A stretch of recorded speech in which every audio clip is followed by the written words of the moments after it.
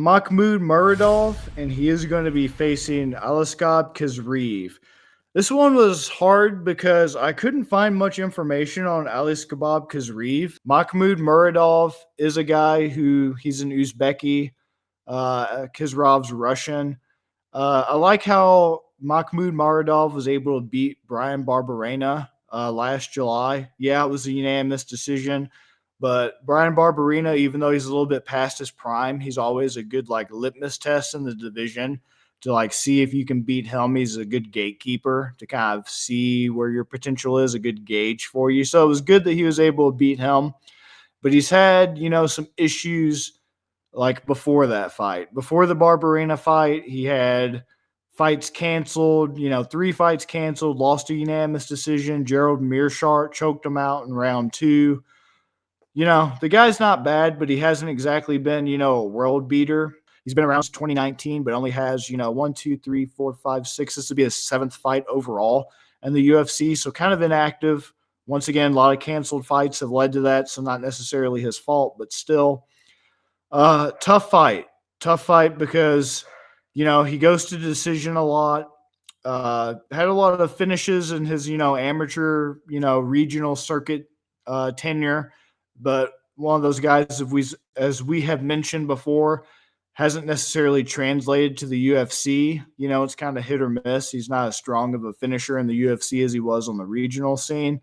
But he does have a nice overhand right win over Trevor Smith from 2019 and a really good flying knee and punches finish over Andrew Sanchez, who Andrew Sanchez is a guy I was pretty high on since his time on The Ultimate Fighter with Khalil Roundtree and Phil Halls and those individuals. So that was pretty impressive, but this is a tough fight because of the lack of information, kind of the lack of tape out there on Khizriev or whatever the hell his name is. Yeah, Khizriev. God, these Russian guys and their ridiculous names.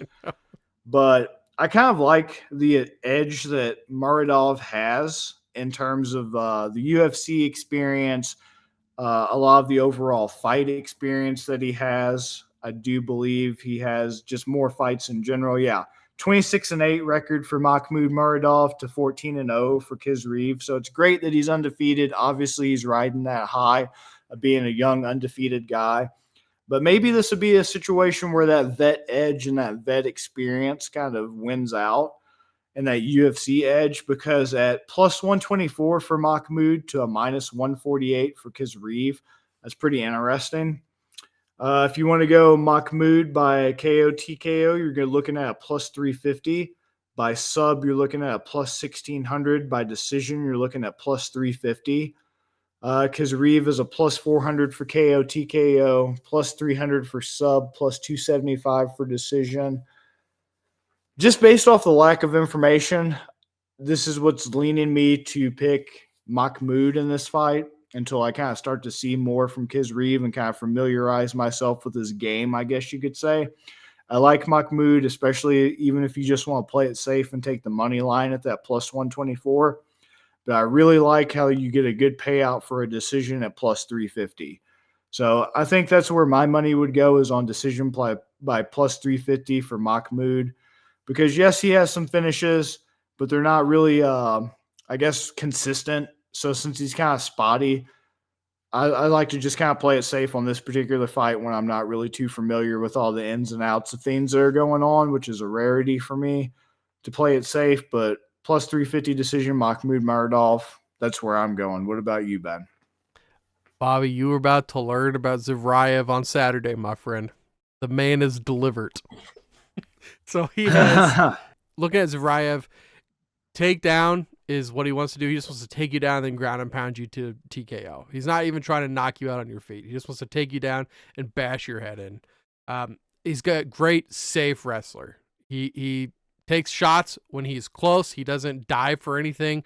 I love that to see out of guys. Ben Askren, I mean, rest in peace after him diving in. The only thing is that he can get sloppy when he gets on top. If he gets you down with that takedown, or he's just passing you by and you go down, he's going to try to just jump on top of you and start hammering away, and not kind of the intricacies of body control and making sure he's got his weight on you first. He just kind of goes after your head, try to get you out right then. Muradov, interesting, his backstory. I guess his dad got injured when he was really young, like 15, so he had to start working.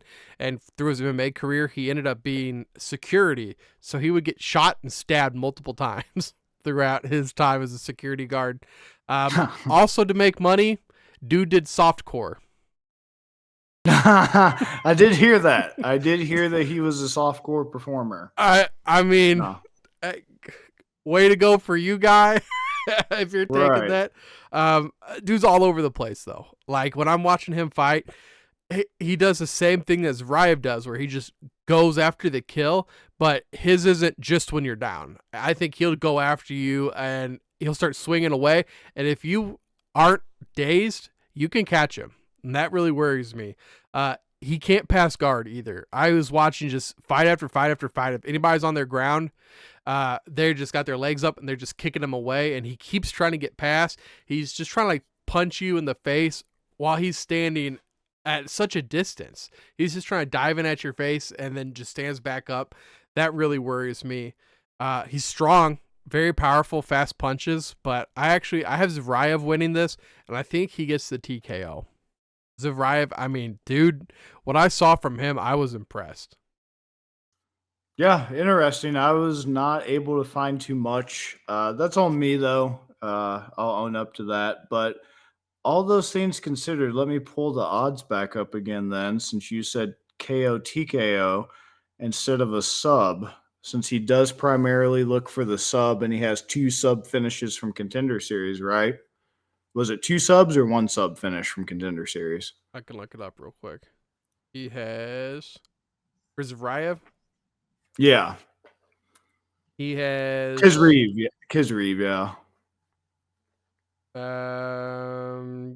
2. He got a rear naked choke, or they're both rear naked chokes, actually. Oh, so yeah. So what do you think then with Khizriev at plus 400 by KO TKO or plus 300 for sub? Which one would you go? See, he could absolutely get the sub, but I think Muradov is just, I think he's going to be too good, and I don't think that Khizriev will get in position for the sub. I think it's one of those guys, he's going to want to finish him early.